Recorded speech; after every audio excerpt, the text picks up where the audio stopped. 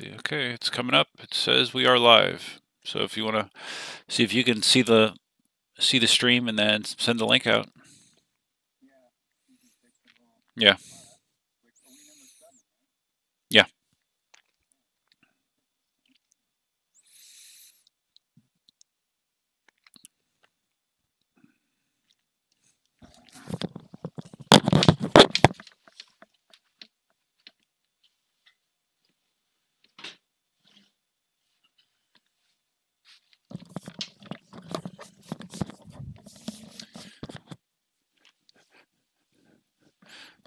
I put my 18L in the background since you haven't been doing it now. I put a wheel in the background.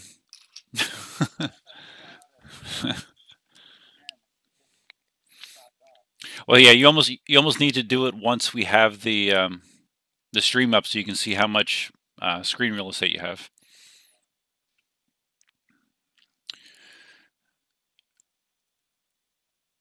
All right, 8 people watching already. That was pretty quick.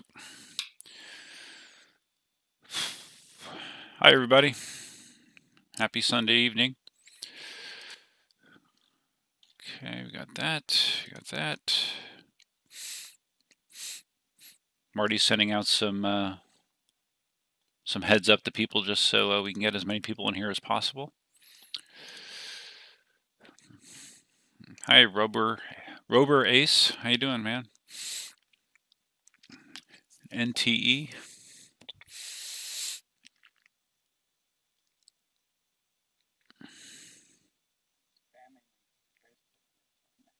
Okay.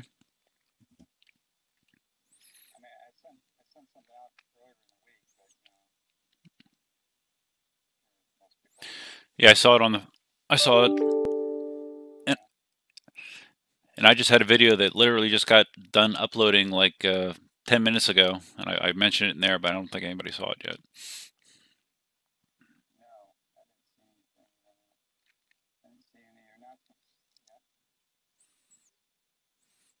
I mentioned yesterday I rode the Meepo, and I mentioned it in there as well.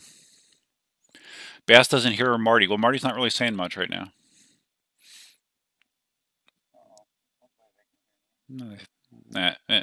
If I can hear you, they should be able to hear you.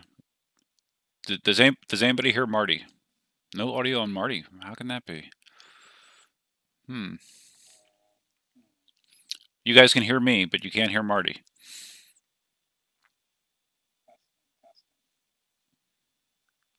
Marty is very quiet.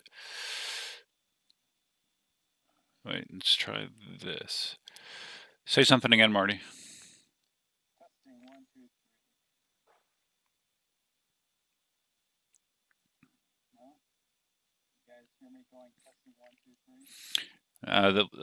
They said they can hear you, but only just barely. Raise volume.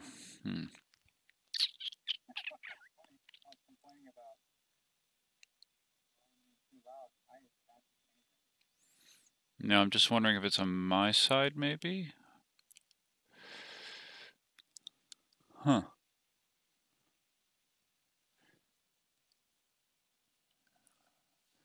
Let's see. It could be on my side. Let me look.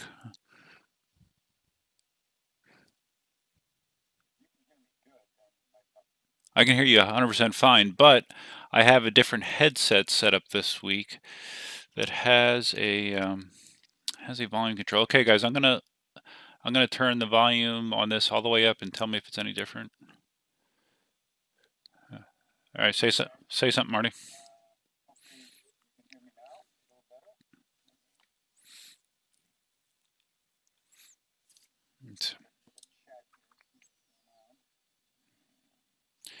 No audio from Marty. No audio from Marty. Okay.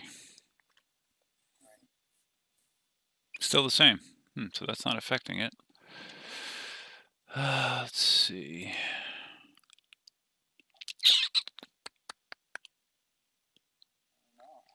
Yeah. Hold on. Let me do this. All right, guys. I might have to disconnect you and come back in. I'm going to change my audio to that. Whoops. Wrong one.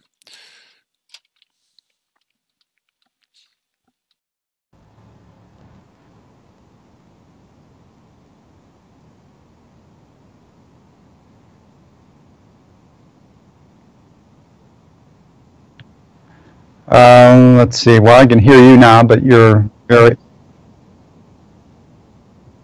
great.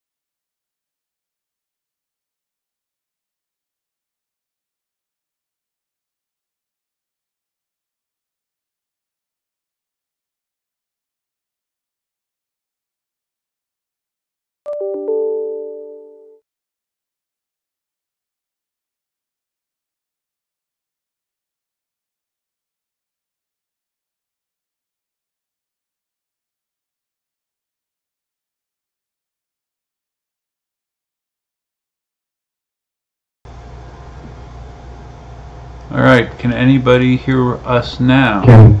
How about now? Can you guys hear us? I can't even get the chat window. This is frustrating.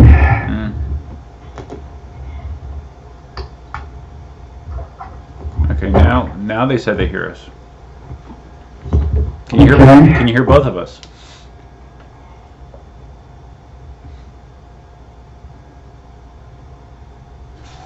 Okay. Oh, this is a rocky start, guys. Yeah. Heavy modulation. It's probably heavy modulation because I'm going through the webcam mic. All right. Bear with me one more second, guys. Apologize for this.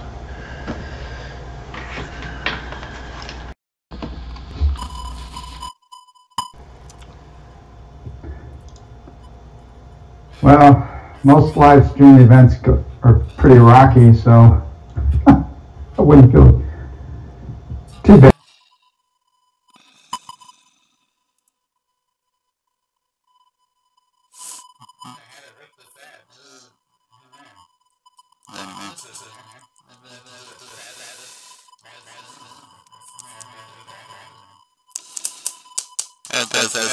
Something different.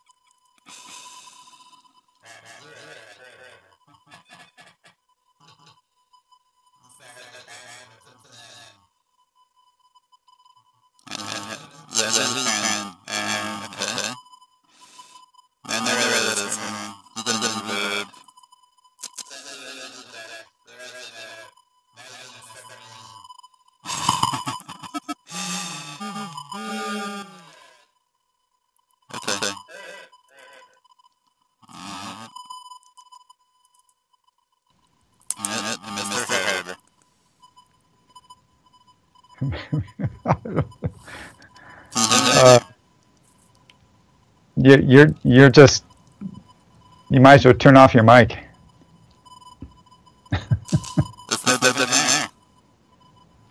Horrible. It's like, yeah, it's like 1965 if they had the technology.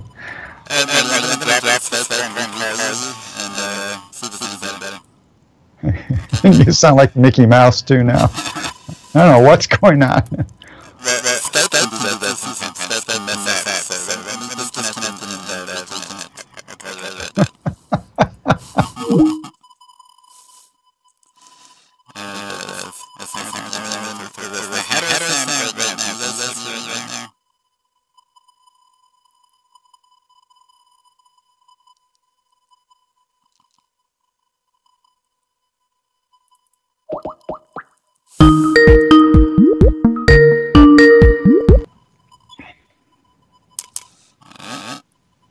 Nope.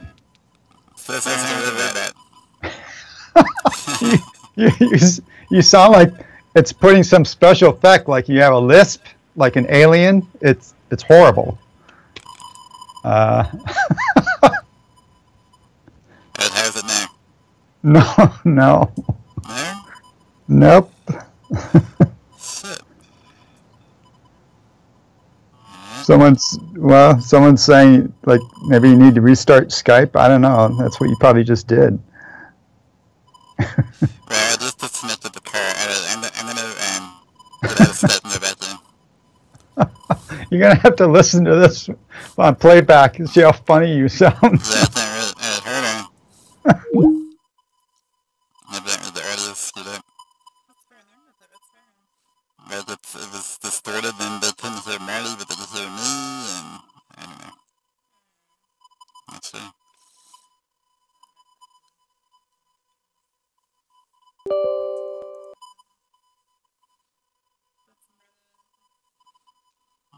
Yeah, I forget this person. Okay.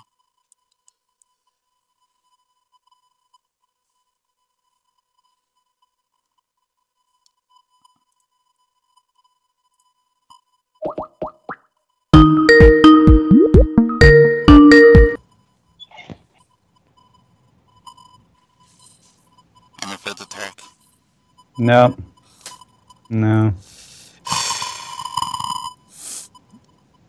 It's not even. It's not even marginal. It's like, yeah, it's horrible. And what's this? Right. That's perfect. Okay. Perfect. I make a note on a piece of paper what you just did. I have the audio going through the webcam and the sound's coming through my headphones, so okay. So now no one's going to be able to hear me again. As is a fan. Okay. So is your live stream? Now I don't see anything going on the live stream. Yeah, it's streaming. It is? People are still saying that their sound's bad. Wow. You sound great to me. I sound good apparently. How can that be? Duff still sounds like an alien. That's so strange. That's usually the Skype thing. Yet I can hear you perfectly. Okay.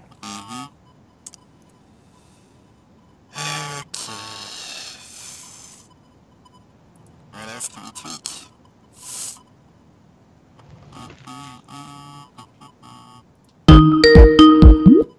That's fine.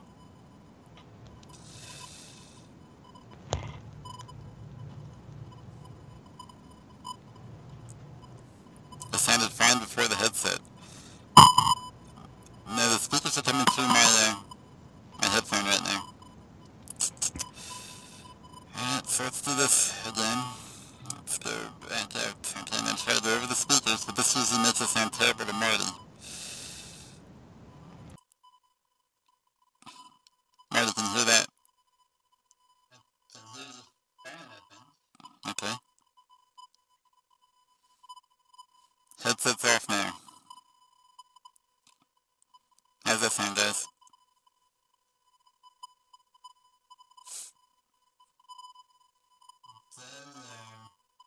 Someone in the chat says something.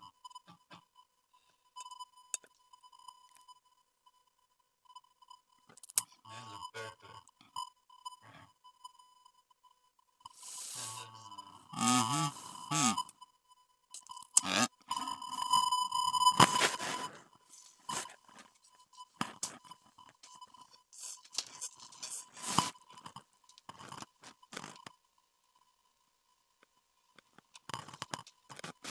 It's something that everyone used to. Yeah, I mean, the only thing different is the headset this week.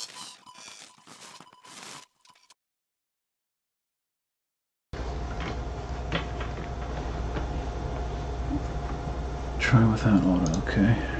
You sound good to me. Yeah. Pretty good. Alright, so I just turned off my automatic microphone settings. It's strange that it screws up my voice apparently too. It is. Uh-oh, someone says Okay, no sounds good now. Yeah, okay. So I took Hey, I took my mic off of auto settings and bumped it down to level 6. Okay. Sounds good. Don't touch a thing. I won't. Hands off. Sorry, guys. That was unexpected. We're going to have to do a test next time, maybe, ahead of time. I don't know how to Well, I could... test exactly, but I don't know. I could set up my laptop in another room and have Cindy listen to us. Yeah, we could do that. That's really weird, though. I don't know why this headset would cause that behavior, but I'll figure it out. Okay. All right, guys. Well, let's hope it holds. It holds, and let's see what happens. Let's see. We got lots of notes between ourselves today. We do. Yeah. So, anyways, Marty, I don't know. Do you want me to start? Yeah. You want to talk about you have anything interesting to say about your 18L? Well, I saw Ian's video that he posted a couple days ago about his 18L. You know how he always does his extensive initial reviews on them, and I was surprised at the mileage numbers that he was reporting, because they sounded really low. I guess he struggled. He was down to like the last few percent of battery just to get 30 miles his first time, I think. If that's correct, right? I think he barely scraped 30 on his... Unfortunately, I didn't get a chance to see the video. It's only secondhand. I've been reading about what people have been saying. Yeah, someone else might correct me. I thought he barely got 30 on his first ride, and then he thought, that seems low. So he did a proper test where he geared up, and I guess he was doing just like a continuous ride. It's more similar to what I do. And he got even worse mileage. He got at one point in the video he said he was down to 30% battery after 18 miles. So that sounded fishy, and just to reinforce the better battery performance that I've been getting today, or since the battery has been swapped out, today I did like a 26.5 mile ride, and I had 44% left after that kind of distance. So it seems like there's something strange going on with the mileage numbers he's getting on his 18L. People can't. By the way, your live stream keeps going to work, all kinds of different screens, and what? It's like,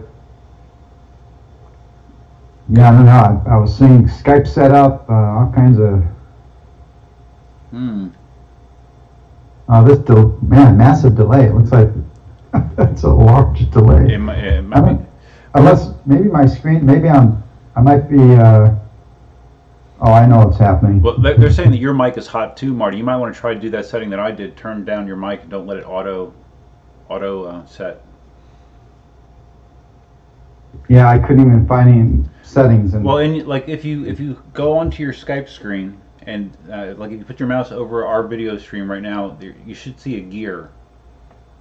Like when you mouse over, you'll see a gear appear in the top right corner normally. Yeah, not my Skype anyway. Maybe you have an older version. But if you can find your audio video settings, then under microphone, that's just an option to turn off the automatically adjust and just manually set your volume. Yeah, I guess I'll see if I can update. I thought I had the most recent version. I actually just, well. So that's another thing that changed. I actually got a prompt for an update prior to the stream, and I applied it. So I don't know. Maybe the mismatch in versions is part of our problem. I don't really know. Okay.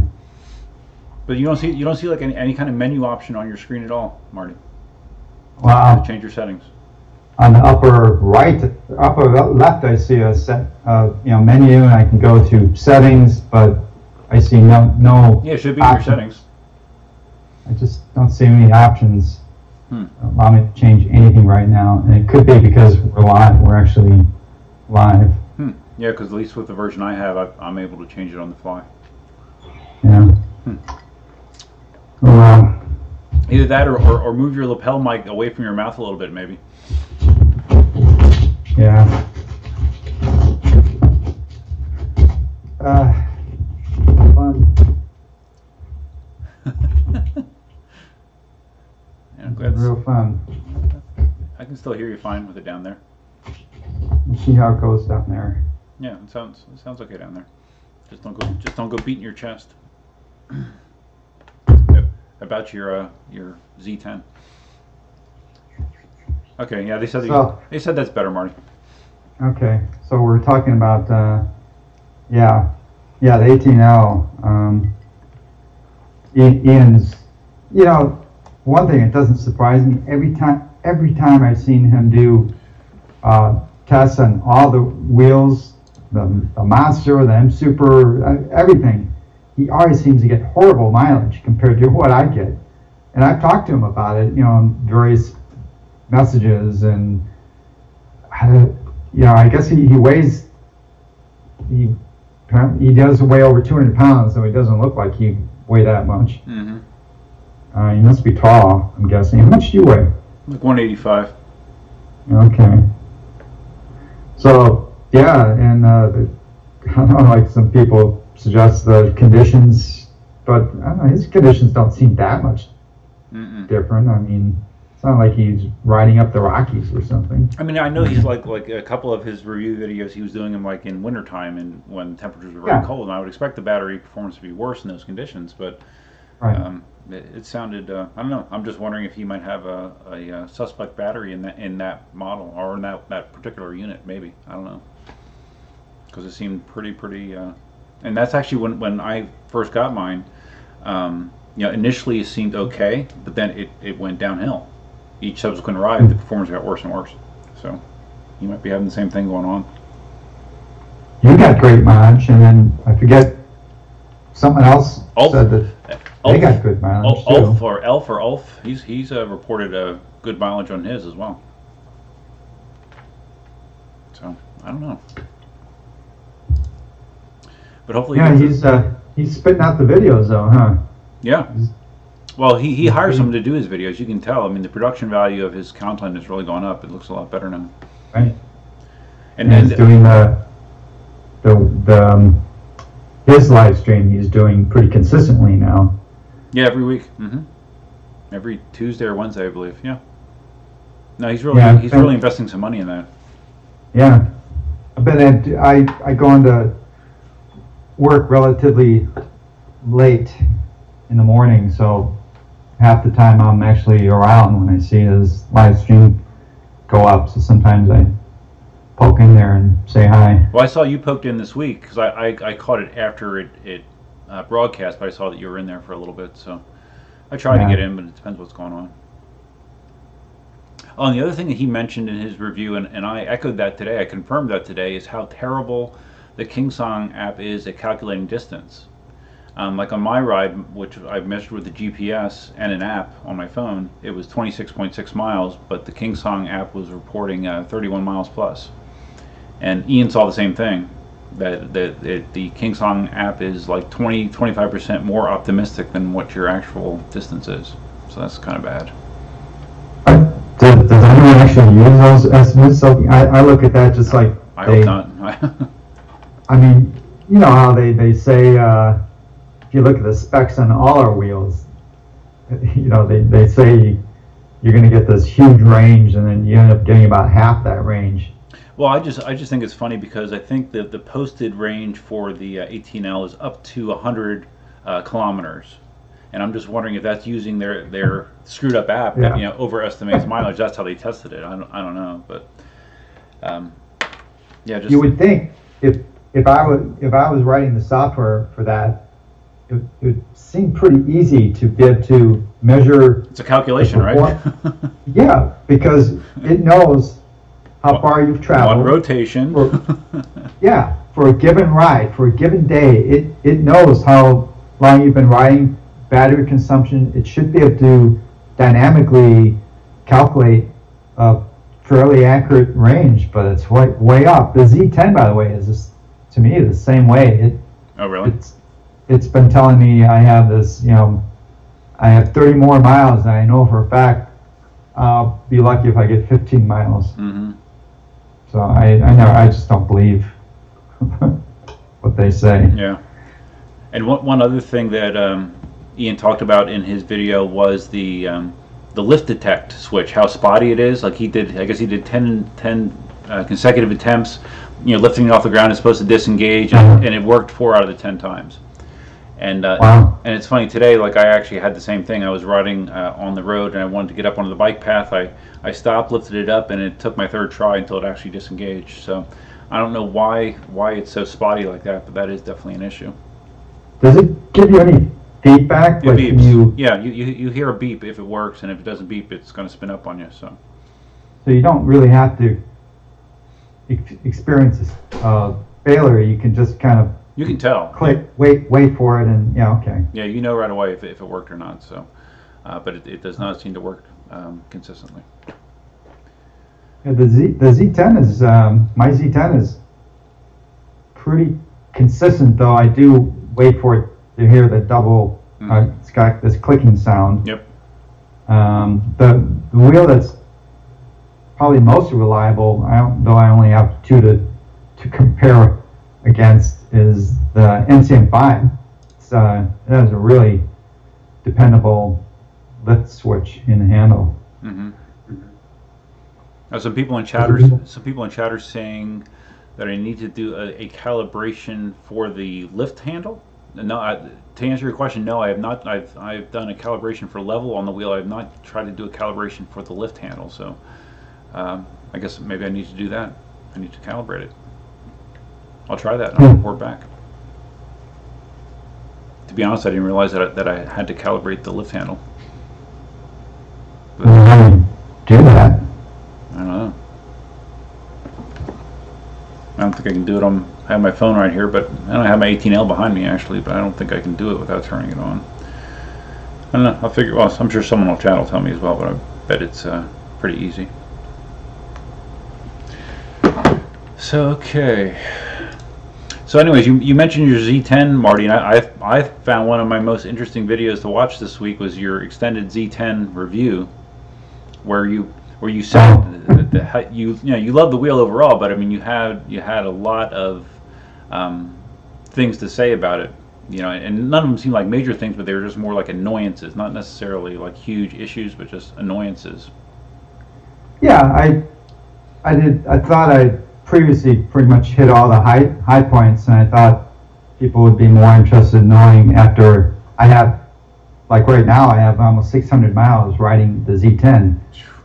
But it's crazy. So I figure people would like to know what I see as the problematic areas, right? Because after that kind of miles, you kind of really get to know all the idiosyncrasies of the wheel. So, probably the one that annoys me is the two, I think. Trying to remember what I said, but two that I think that kind of annoy me the most is the power button. How easy it is to turn the wheel off. I think we talked about that before. Like when I had the test wheel, I could not believe that they had a momentary press on/off on that wheel, and I was sure that it was just some sort of oversight. I can't believe the production wheels had that same setup. That's crazy. It's so easy to turn it off and on. It's ridiculous. Accidentally. They've been pushing out firmware updates. I just applied a firmware update 2 or 3 days ago. So I'm hoping maybe somehow this feedback gets to Ninebot and someone decides, maybe that's a good idea, and they can change the firmware to a long press. I mean, much like being able to calculate the distance accurately, I would think being able to put in some code. Okay, require button to be held for 3 seconds before it turns on and off. I mean that should not be a hard thing to add to firmware. Right. It just it seems incredible that no one else had identified that as a red flag prior to this. I know, and a lot of times it doesn't. It's not like it affects you all the time, but it kind of depends on the kind of riding you do. If you're doing kind of riding where you have to grab the handle periodically, whenever I'm doing that kind of riding, that wheel is getting turned off. It's a pain. Yeah, if you're doing like your trail riding where you might come off at any moment, you got to quick grab it. It's going off on you. Yeah, it's scary. And then the other one that most just disturbing is the calibration on the pedals. Oh yeah, I didn't know about that one.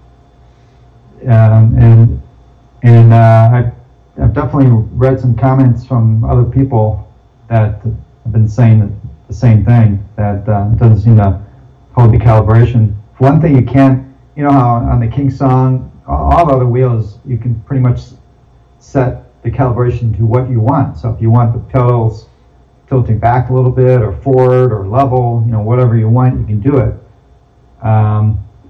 If you can do that on the Z10, I don't know how, and maybe it's not easy if you can. It's like when you do the calibration, it just tries to automatically find level that it thinks is level, which does seem to set the pedals level. But the problem is when you're riding, if you're riding in, you know, rough conditions where you're getting bounced around, the pedals start going out of calibration, and so far it typically ends up pedals dipping back, and it seems to quite often go back to level at some point, but not. I mean, it could be miles of riding before it seems to settle back. And I've also had cases where I turned on the wheel and the pedals were not level when I turned it on, and it stayed in that position, and I had to calibrate it. So that's crazy. I don't know. I'm kind of thinking maybe they have a crappy their sensor that they use for level is maybe crappy. Well, and yeah. Well, now that you say that, I'm thinking back to my Ninebot 1E Plus and my Ninebot or Segway S1 that I had. I don't think either of them had an ability to change the angle of the pedals either. And that seems like a huge oversight, because every other wheel I've ever heard of does have the ability to do that. So I don't know why they would not allow a user to do that. That's very strange. Another oversight. Think about, you know, I have 11 wheels. I say 11 because the 11th is my El Cheapo $300 generic. You know, Chinese wheels are generic by default. You still have that? Think about it, but my generic Chinese wheel, it doesn't have any calibrate. It doesn't have an app. Well, right, yeah. My $200 wheel that I used to have did not have anything either. So yeah, that's true. Mm-hmm. So maybe there is a. But you would think a $2,000 wheel should have something like that. Probably. You know? Yeah, you would think. So anyway, yeah, I don't have to rehash everything I talked about in that video, but those are like kind of the highlights. And well, it's interesting. Rune Rostad in the chat, I guess he has a Z10 as well, and he says that he does a lot of trail riding, and he has not seen that behavior that you're seeing, that's odd. So you're not seeing it lose calibration, Rune. You're not seeing it tip forward or backwards on you. Well, it's good to know. It's all data points, right? Some people, just like Ian has crappy mileage on his L, and you had problems, so maybe I have a kind of a not so great wheel in terms of the calibration. That's weird. But I still don't. I can't believe that they can't somehow allow you to change your angle just for personal preference. Some people like a 1 or 2 degree tilt up or down or whatever. Right. So that's really. I've tried, but it's like it fights against you. It doesn't. As soon as you hit that calibration button, it starts moving, even if you hold it in a offset position. That's crazy. All right. So, but overall, you still love the Z10. You just have. Oh yeah, it's my. I'm riding a lot. Like last night, went with my wife to a local town here. They had one of these, kind of like town center. They closed it off. They had different bands playing and food and all that kind of stuff. So I took my wheel. I just because I'm addicted to wheels, I have to ride it everywhere. So my wife, she drove there, and then I rode there and walked around with it for a while. And I took the Z10. Again, it's I don't know. I've been wondering. I keep telling people the ACM2 is my favorite all-around generic wheel. The problem is I have so many wheels now that I'm not limited to one wheel. if I was, I would pick the ACM2 because of the range and Right. all overall performance. But since I have so many wheels, I haven't actually been riding the ACM2 that much. And the wheel I gravitate to right now, it continues to be the Z10. It's just such a fun wheel and generic and just all around. It's so fun and low. I really love the low speed handling. It's so stable at low speeds. Yeah. It's closest to the M10-3 in terms of pure, not have to think about riding real slow. Like, I mentioned before, I ride around local town, typical small town environment where you have stoplights and you come and you have to wait. And I love to just kind of do little 360s and back and forth and stuff like that. And you can do that in any wheel, but you're going to be working your butt off if you try and do that like an M Super. It's not going to be a leisurely effort to be doing that. And M10-3, I can just mindlessly just, you know how that is. And then the Z10 is just like that, yet it's an 18-inch wheel, but I can just mindlessly play around slow speed. So I love the Z10. Yeah, that's awesome. Oh, someone was asking, referring back to the 18L, and I saw this going up in chat, and I didn't mention it. But I guess there's plans that they're going to be releasing a 1500 plus watt hour 18L, and they're asking if that would be appealing to you or me. And my answer, of course, is yes. More range is always good.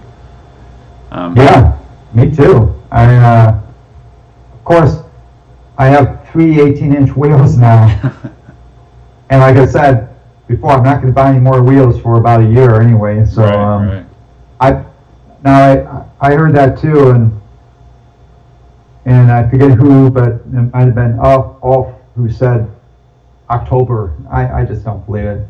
No. Might be next summer when they release one. I don't know, but definitely would appeal to me. That'd be interesting. That would be direct competition for like an M Super. Totally, that'd be fantastic. Because you got range, that would be in the Gotway League, so that would be very interesting with KingSong quality. So that would be that'd be cool. And maybe more range. Yeah. Because you're reporting great range, and my KS14S, by the way, also has really good range. I looked at my logs, and the last time I did a range test on that, I got 40 miles. Wow. That's 840 watt hour battery. Wow. And I had 20% battery left. 40 miles. That's pretty incredible. Wow.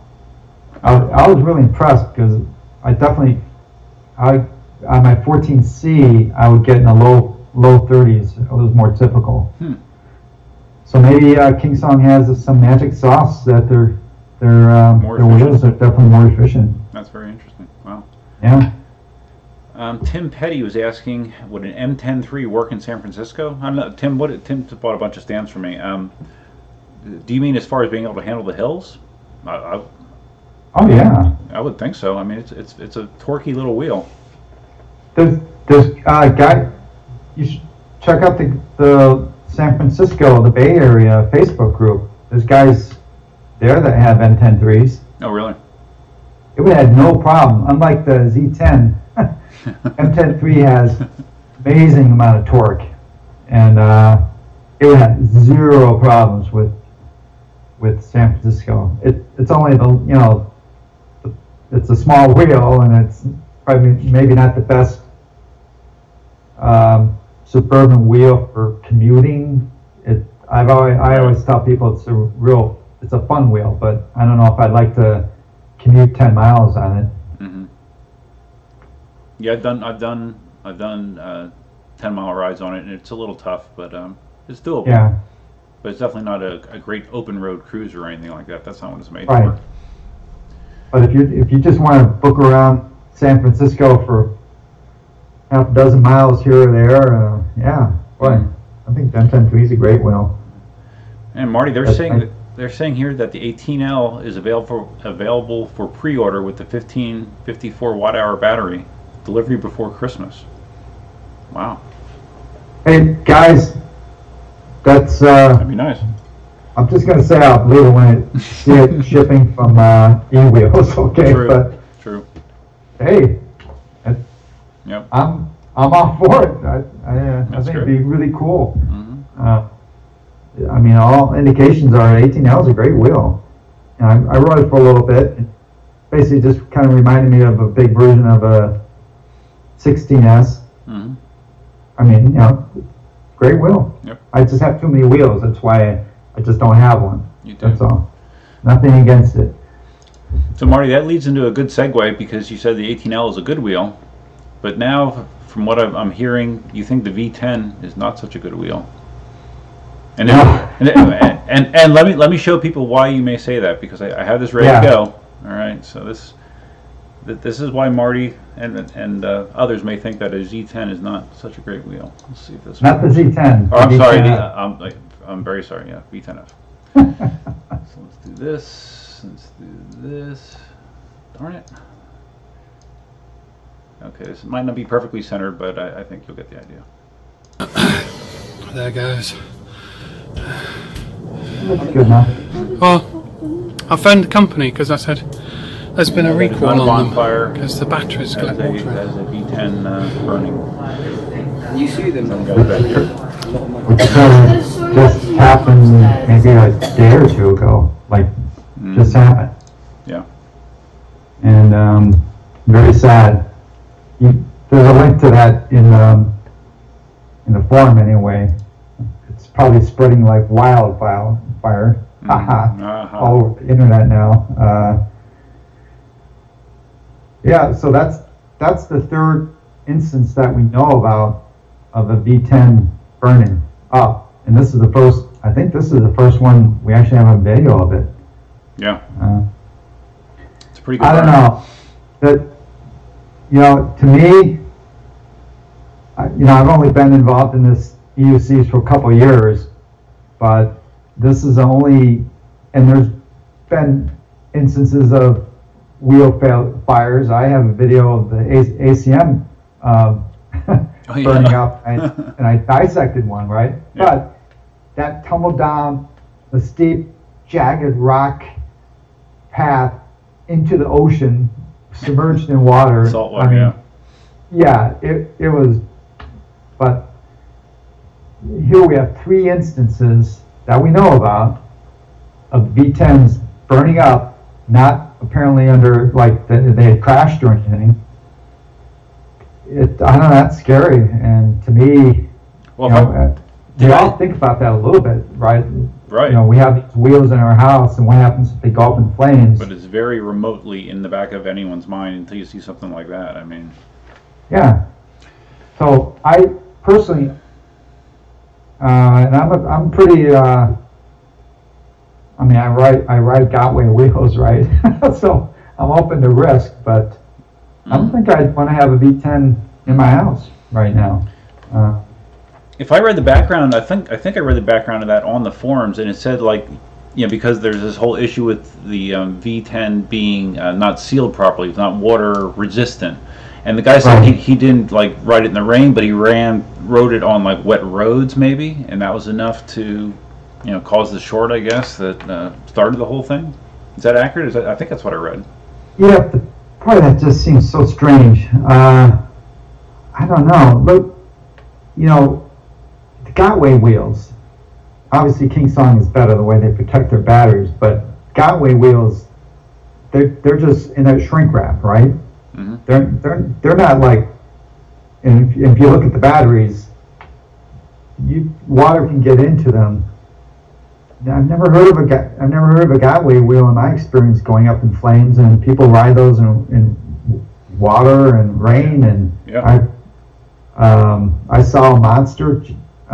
Jeff, local guy that I ride with periodically, I saw his monster got fully submerged in a river for about 10 seconds as he wildly pulled it out. Oh my God. It stopped working, and we opened up the panel, and after about 15 minutes, 30 minutes of kind of airing it out and drying it a bit, it started running. Oh my and God. we rode it for another 20 miles that day. So it just makes me think. I wonder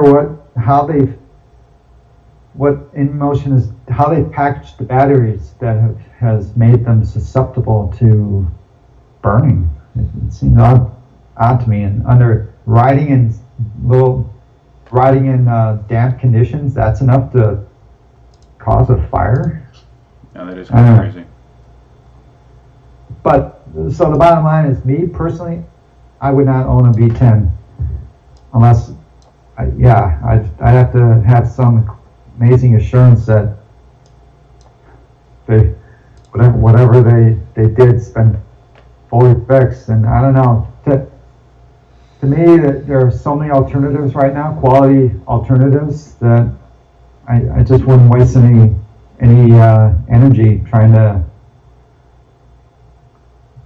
feel comfortable. I just wouldn't buy one. If you have one, I mean, what are you going to do? You're going to keep it? You're going to just, I don't know. Mm-hmm. It's tough position. Yeah. What do you think, Duff? Would you? No, I definitely wouldn't buy one at this point, and it's it's a shame. But I'd be very, very interested in like the physics of this, like what is happening that would cause that. Like how would some water get to a spot that is actually triggering it? It must be shorting the pack somehow. It's just shorting out the whole pack. So I don't know. But and such a tiny amount of water apparently too, right? They're not even riding them in rain. No. But I mean, how does Inmotion fix this? I mean, it sounds like they have potential time bombs now sitting out there. I mean, how do they fix that? There's a lot of liability sitting out there. And then it's easy to say, oh, okay, well that's a particular generation of V10, but that's how does the average guy know what version of V? Do I have the good version of the V10? Right. It must totally suck for Inmotion. I feel for him, but the whole V10 is turning out to be a little before my time. But like the Ninebot, the P, apparently. Mm-hmm. They kept blowing the system boards. Yeah, mm-hmm. Maybe it's gonna end up being like 2 or 3 years from now, we're gonna be looking back. Yes, the V10. That was a botched wheel that they ended up pulling off the market. I don't, But I mean, is there anything that has been offered up by Inmotion as far as remediation besides like some kit to like help waterproof it somehow? Or have you heard anything else beyond that? Because that's the last thing that I heard. No, just the kit or the people getting their wheels back that they fixed. But the problem is the wheel manufacturers, they're Chinese. They're in China by and large. They seem to ignore us. Mm-hmm. At least in the West, right? We never know what they're thinking. We get very little. Inmotion's been pretty good, but they're not great in my mind. There's a lot of pulling of teeth to try and truly get information from them. And this fire just happened. Were we ever getting feedback like, okay, this is what happened, guys, and this is what we haven't even gotten that information from them for what they're fixing right now. All they're saying is this remediation effort they're doing, but they haven't actually told us, like you just said, what are the physics of it? What in these battery packs is actually causing them to go up in flames? They haven't told us that, so I don't think they're going to tell us much more. Yeah, for liability reasons, probably. They have to be careful what they say publicly, I'm sure.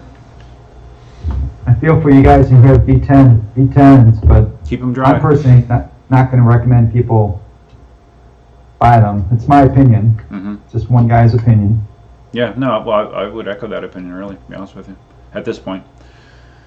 And I don't remember, Marty, when we did our last stream 2 weeks ago, you had your MSX already, but you only had it for a short period of time, right? You haven't. I think I've had it for a month or. Oh, okay, that long? Okay. I lose track of your wheel purchases.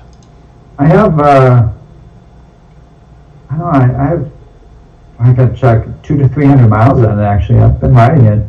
Mm-hmm. I rode it today. I rode it took it out for a 40-mile ride in the morning. Oh, I saw you mention that. And you're using, I didn't even know you had a seat for your MSX.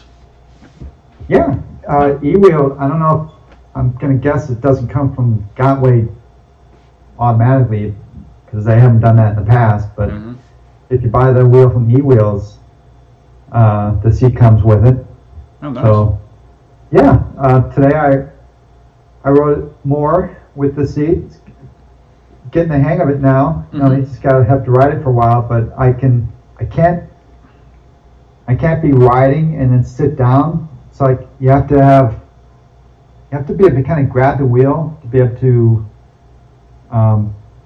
position your butt in the right position. Like when I do it in the Monster, I kind of grab the handle and kind of scoop myself Yeah. around. Yeah.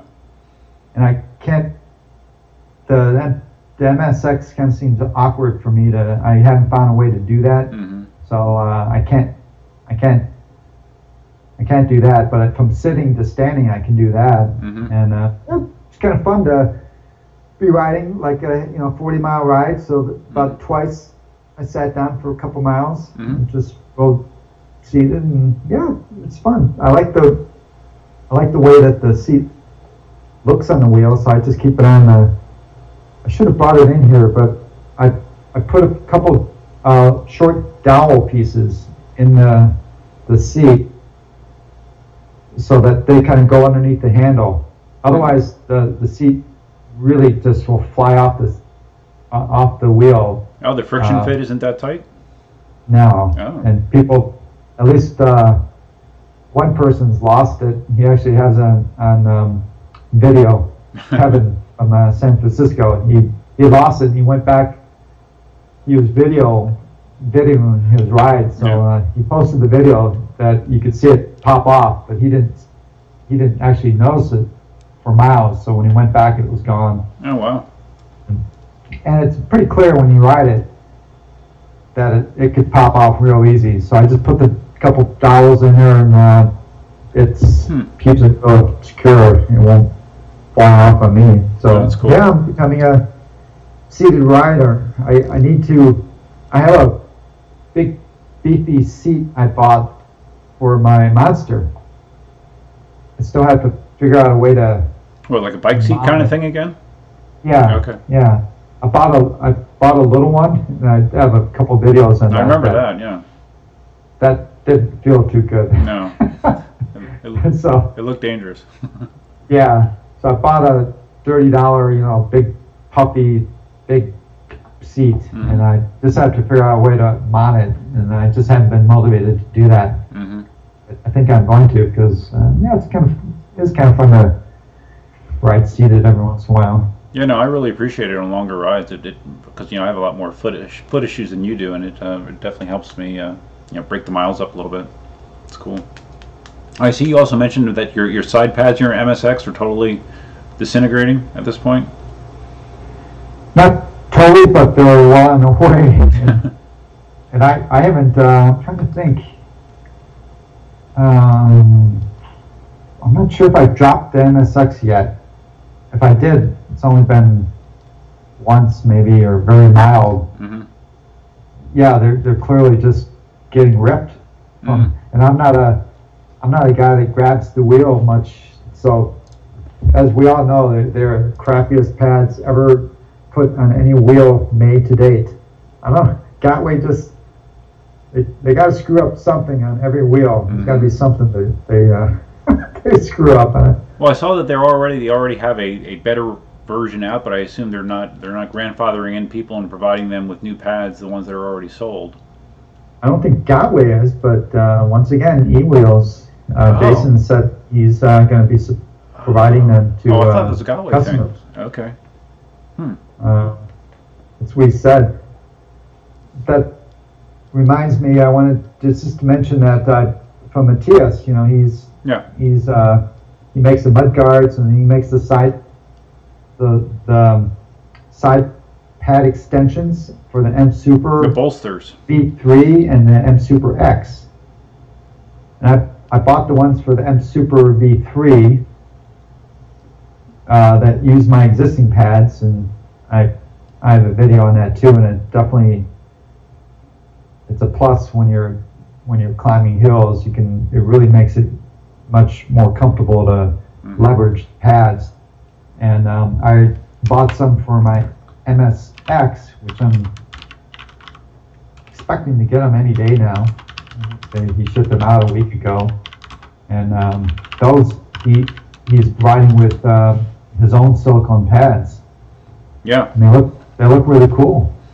Yeah, he's really made a big investment in like his equipment. Like he has two 3D printers that were transferred into laser cutters basically. That he's doing engraving and cutting with them. It's quite an operation. The only thing that bugs me is that he's a little bit like Gotway. Yeah. In a not in a quality way, but you know how Gotway you buy a wheel from Gotway and 2 weeks later they put out a newer version of the wheel. Yes. Right. So that's what he's doing constantly. You know, I bought the side pads for him with the his silicone pads and then like a week later says, oh look, I can engrave images on them. So I'm going to be offering that as a service. You can provide me an image and I can engrave it on the side. You know, great! I just bought one. And then he's putting out a new version of the Monster mudguard. Yes, I'm testing it for him actually. And I just bought a Monster mudguard from him. That's coming in the same package. Oh, so I'm thinking, I just bought one, and now yesterday he announces, oh look, new. He's always iterating on his designs. He just, it's a good thing that he's always trying to make it better. But I can understand too, it can be, now you got the old model, Yeah, so I spent about $90 with them a couple weeks ago. So I got the extension pads for them. Super X. I got a mud guard for the M Super X. I already have a mud guard for my M Super V3, and then I got the mud guard for the Monster. I like to ride the bottom of the LA rivers, the cement rivers. And I've seen a lot of those videos of yours. Periodically, there's puddles and stuff you have to ride through, and if I have the mud guards on those particular wheels, now I can just, like today, I had the mud guard on the MSX, and I could just cruise through those puddles, and it's great. No, that's cool. No mess.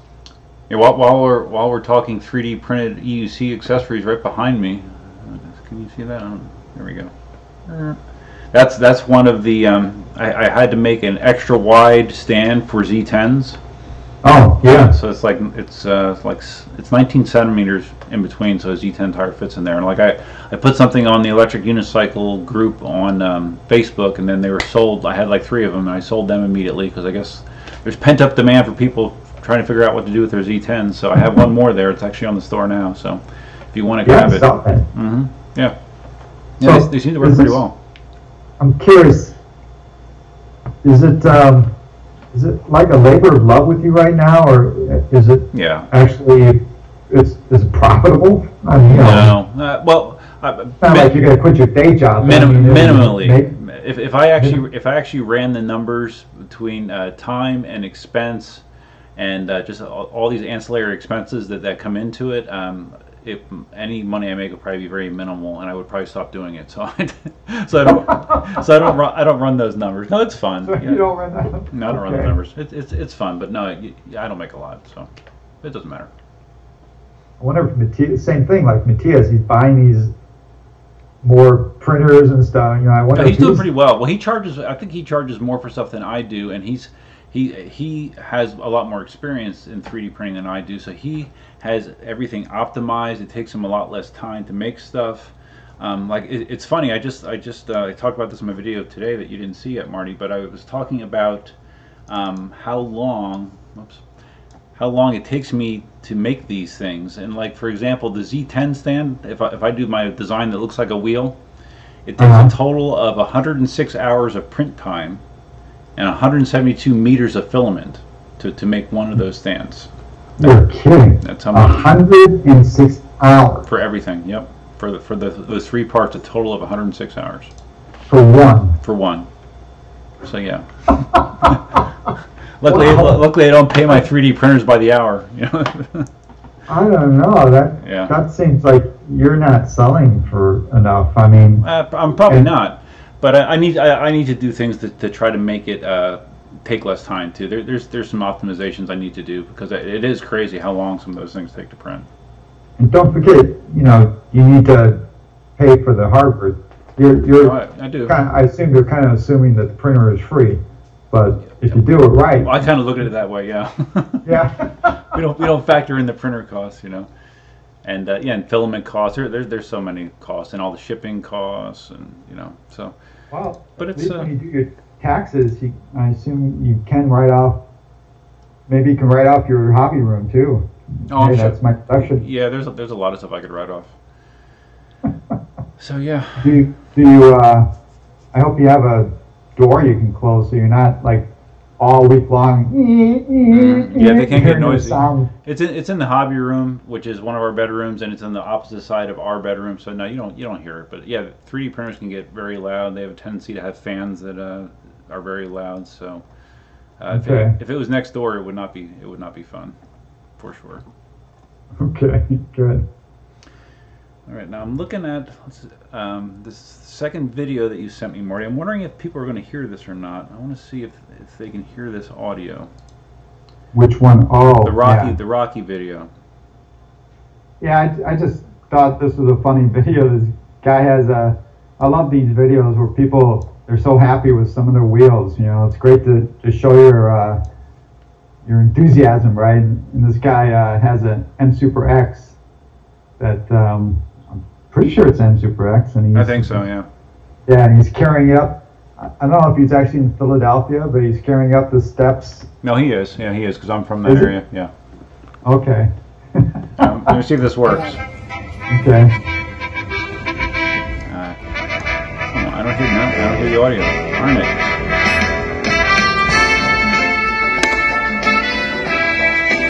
No audio? Let me see if I refresh this. Yeah, audio.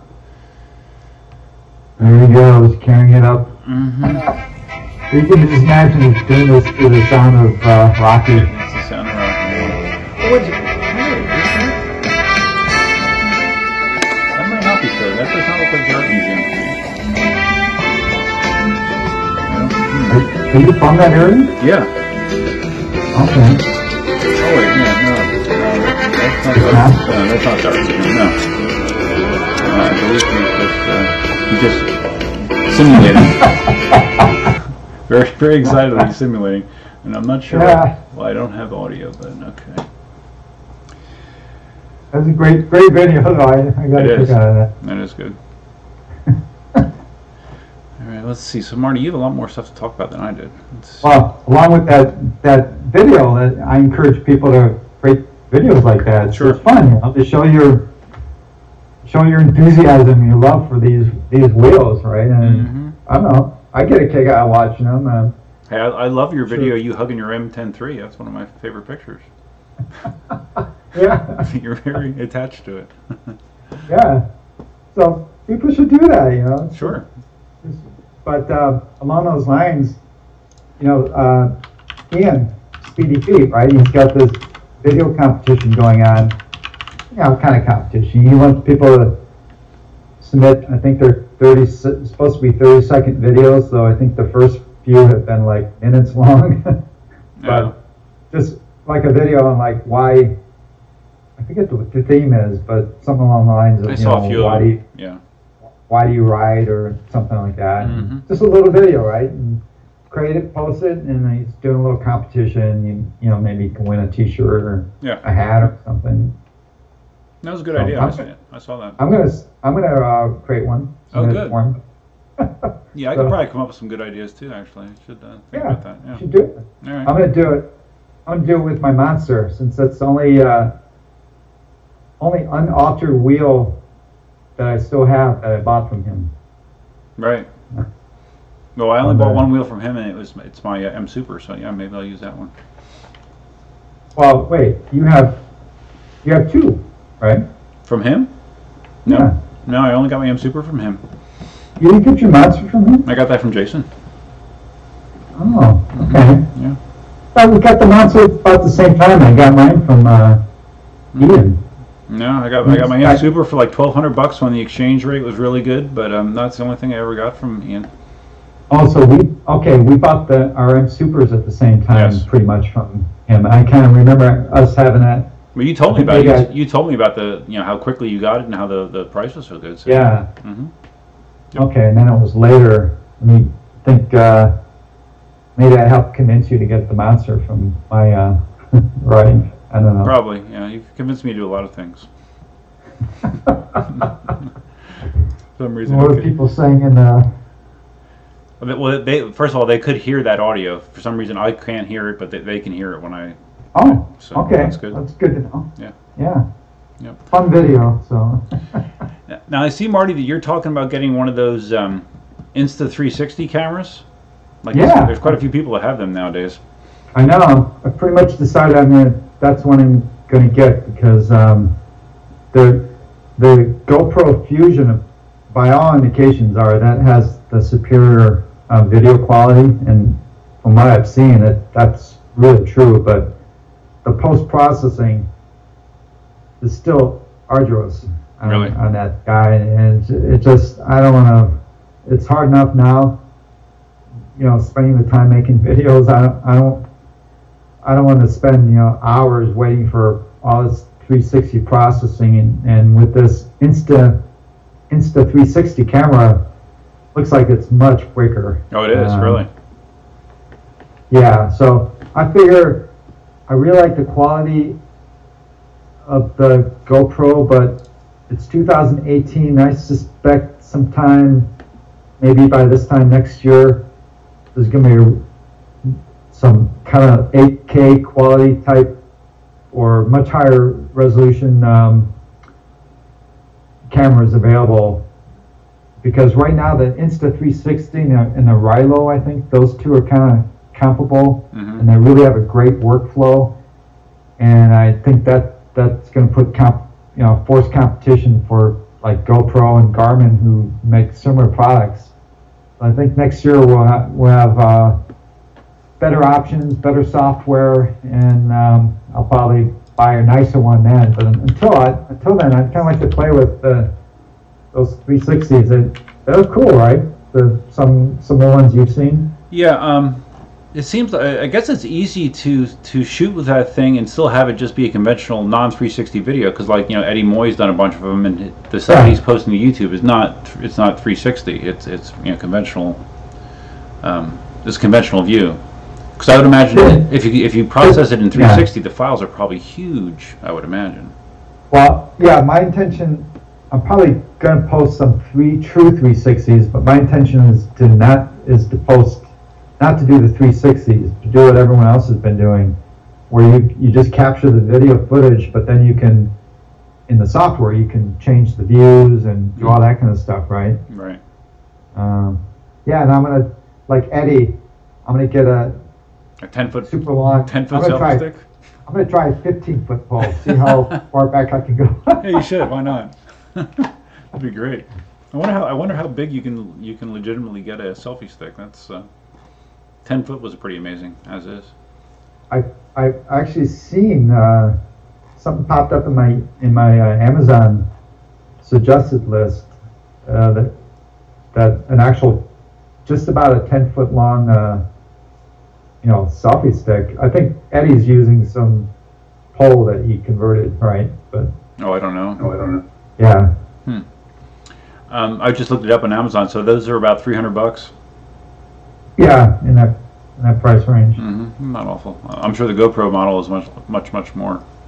Yeah, it's like $600 to $700. Yeah, that's a huge difference. And like I say, and then people say if you really want to do the post processing, you need Adobe Premiere. Okay, well now you're talking $20 a month every month for the rest of your life. Yeah, no thanks. Because Adobe has that subscription model, which I despise. Yep. So yeah, I just don't feel like putting that right now. I don't feel like putting out that kind of money out. I'll wait to see what happens next year for their higher quality. Everything keeps getting better, right? Well, see, that's the thing too. Like the extra resolution stuff is nice, but like in YouTube normally, like if you do a 4K video, it's very hard to actually see it come through the quality on the YouTube broadcast as you would see locally. And in the files, like a 4K file is just huge. I mean, your file size gets huge, the processing time, exponentially gets bigger. So I do all my stuff in 1080 still, just because it's too big. Yeah, I do all mine in 4K. Do you really? Posting. Yeah, if you look at all my vast majority of my videos, they're all 4K. And like, how big is a 30-minute 4K file? It's got to be massive. It's about like a 30-minute, 8 gigs or something like that. Oh, I thought it'd be more than that. Wow. I do have to, for a long video like that, I do have to change the bit rate. Otherwise, it could be like a 20 gigabyte file, which is ridiculous. Mm-hmm. But still, they look. My shorter videos, and I pump up the bit rate, and they look pretty good. No, they look good. If you have the bandwidth to actually play it at 4K, it definitely looks nice. Mm-hmm. Like that video I posted on my Z10 where I'm complaining at the beach, right? That was shot in 4K. Oh, was it? Okay. Looks pretty good if you played it at 4K. Okay. No, I did not know that. Oh, Marty Hunka's in here now. I guess he got in here late. He's upset that he missed the ASMR. yeah, Hunka, we did an extended ASMR. Yeah, we assumed you were in the audience, so that's what we did first thing. We just did ASMR. It just sounded like robotic voices for some reason, but that was actually ASMR. Oh, that's perfect. Yep, you missed it. Yep. Yeah, it was really good. You have to play back. Yeah, you can check it out tomorrow. People are asking about my shirt. No, it's not a hamster. I think it's a hamster. This is Cliff would know this. Cliff Woods. This is actually a World of Warcraft shirt that Cindy made for me. Yeah, it's a video game I play. So yeah, handmade. It's a lion. It's not a hamster. Come on, guys. And this is Alliance. It's it's a long story, but yeah, very nerdy.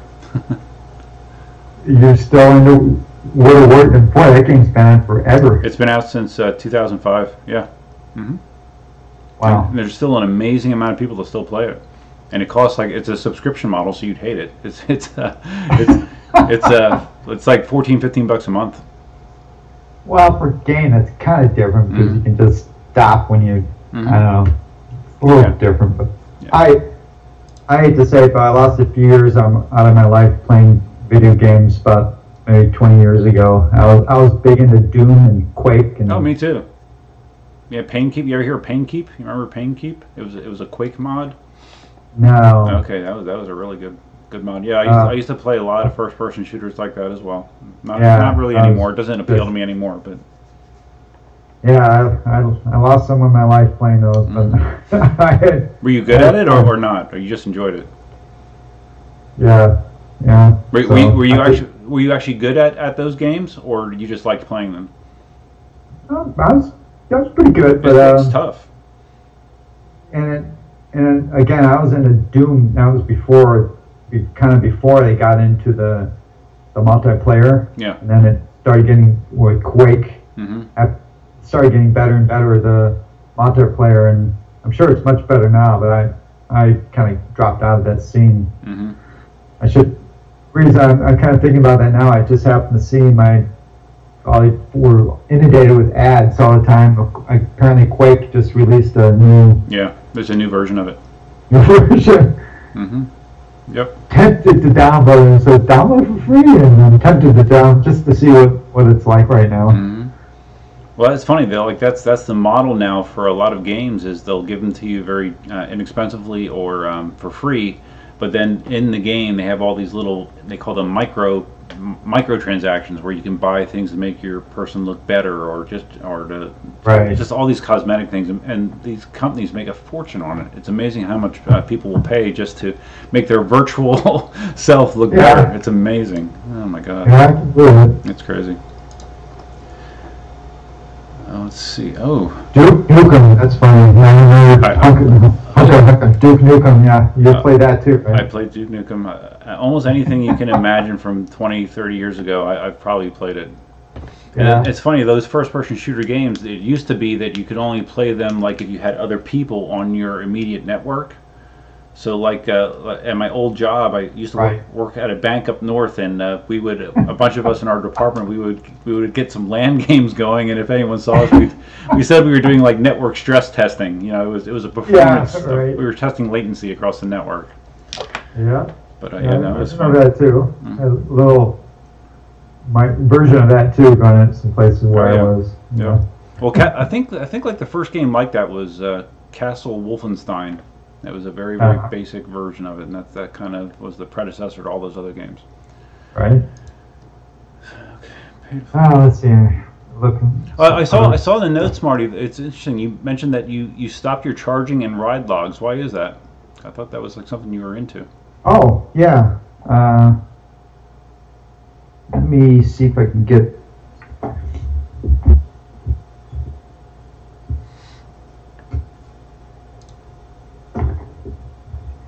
Yeah, so I have, you can see, it shows up, it's one of my log books. Oh, I didn't realize that this was a handwritten thing. I thought this was something that you had like electronically on the computer. I didn't realize it was a... No. Oh, wow. I'm kind of into, one of my failures, I'm into paper and pens, fountain pens and stuff. So I like to write. I like to handwrite stuff. That's cool. That's cool. So yeah, so I'd write log entries. I have 2 books for all my.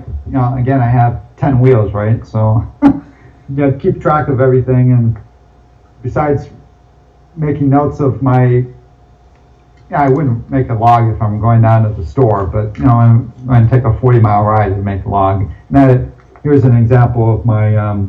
Charging log for one of my wheels. Wow. Does that show up? Yeah, no, I can see it totally, yeah. But, it just kind of struck me a couple weeks ago that I don't really make use of this information, and I found it was kind of a weird psychological thing. I wouldn't want to take a wheel. Let's see, I might want to take my M Super to the park, maybe a 2-mile ride, right? Mm-hmm. But for some reason I wouldn't want to do that because I'd think, it's going to mess up my. Do I want to fully charge it when I get back? And I just decided I'm not going to pay attention to charging anymore. I'm not going to pay attention to how many miles I ride. I'm just going to pick any wheel I want to ride. I'm just going to ride it. When I get back, I'm just going to plug it in. I don't care if I only rode it 3 miles or I rode it 20 miles. I'm just going to ride them, whatever I want, ride it, plug it in, and just don't worry about it. And I'm getting more use out of my wheels.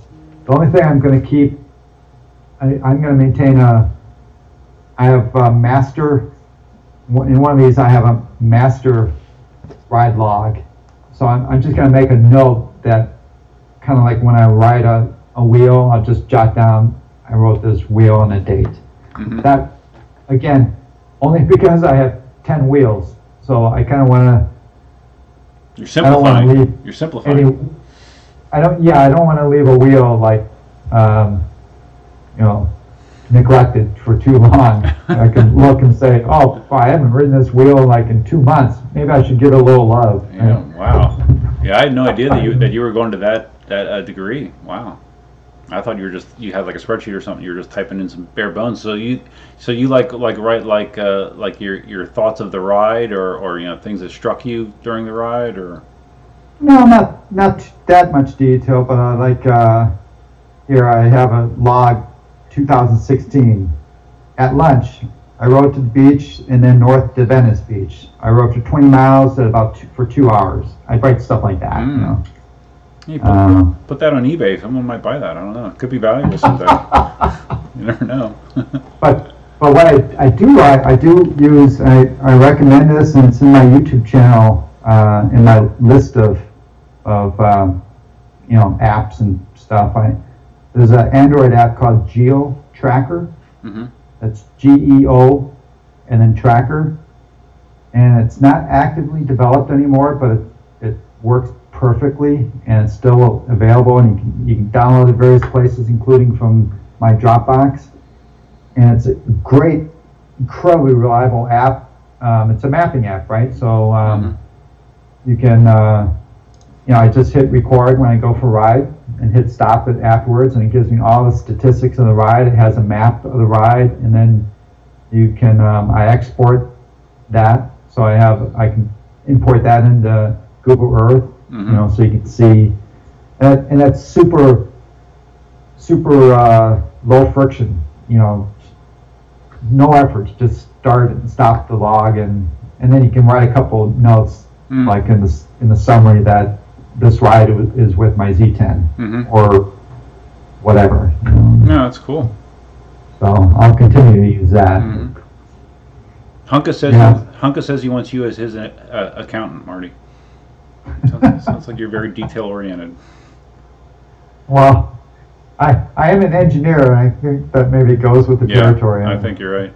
Someone was asking about that you had a Runtastic log that you were using as well at some point. That was in the early days, like 2016, early 17. I think I was using that, and then I can't remember who turned me onto this geo tracker. It might have been Matthias, someone in Europe. Because periodically you see stuff like this, right? And you ask, oh, what app are you using? So someone told me about this, and I haven't looked back. The thing is just fantastic. Again, it's on if you go to my YouTube channel, any of my recent videos, just look in the list and you'll see a download link for the geo tracker. And if you're on Android, I would use it. It's a really great app. No, it sounds interesting. Okay, Marty, I'm looking at our video list. There's one other video that we were talking about. Actually, there's two of them. So let me. Oh yeah. Oh, is that the jumper? The jumper, little kid. Yeah. It's Joey's kid, right? Joey, which I know, lived a little bit with. He's in San Diego, relatively close to me, and I'm not sure how many kids he has, but at least one of them rides. But yeah, you're going to show it right here, and fantastic jump, don't you think? Oh yeah. Yeah, he looks totally in control as well, and that's him doing it on a KingSong. I don't know if that's a 16S or a 14D, but there's also one of him doing it on an MCM5. Wasn't that just or an MCM4? That video, the jump and everything? Yeah. Yep. And the landing? It's very, very precise. All right. No big deal. Must be nice to be fearless. You couldn't pay me to do that. Try that. No. I mean, he's probably a good 1.5 to 2 feet in the air at some point. It's crazy. Yeah. That's youth, right? That's the kind of things you have. You're fearless. Exactly. No fear whatsoever. But yeah, I really like that. Yeah. So guys, we're thinking about doing this is a thought that we do this every couple weeks, and maybe we'll do kind of have a best of the web over the last couple weeks of maybe videos that we think are interesting, and just because not all of us see everything, right? And we might be able to highlight things for you guys and that you might have missed. Mm-hmm. Yeah, that'd be a good idea. And someone could email that to us if you wanted. Email it to Marty, email it to me. Yeah. And we can include it in the upcoming show. No guarantees we'll play it, but if it, And, and nothing X-rated, Honka. Yeah. And no ASMR videos either. So, did Honka educate you on what ASMR is, Marty? Or did we talk about that last time? I don't remember. No, but I posted, probably haven't seen it, but we won't go into it now, but I know what it is. Okay. I'm actually. So that's good enough. that actually affects. I'm actually I am affected by that. Really? I'm one of those people. Yeah. Really? I read about it, and there are certain people. I mean, it's like a physical reaction that they have to that. It's very interesting. Yeah. If you don't know if you haven't experienced it, it must look like really bizarro. And most of those, to my mind, most of those videos actually don't do anything for me. Mm-hmm. Not like I spend a lot of time looking at them, but periodically I've dipped into those things. And but if you, I wonder what the percentage of the population are affected by it, but it's a real thing. Mm-hmm. No, it is. And it's not, it's not sexual in any way, which some people might think it's not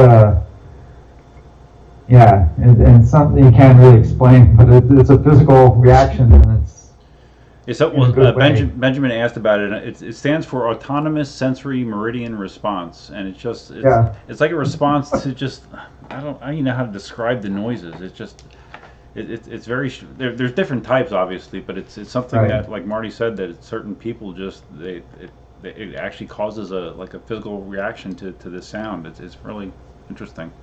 I only heard about it in like the last 6 months or so. Yeah, it's something that I would experience periodically in my life, my whole life. But of course, certain sounds would trigger you, I guess, or whatever.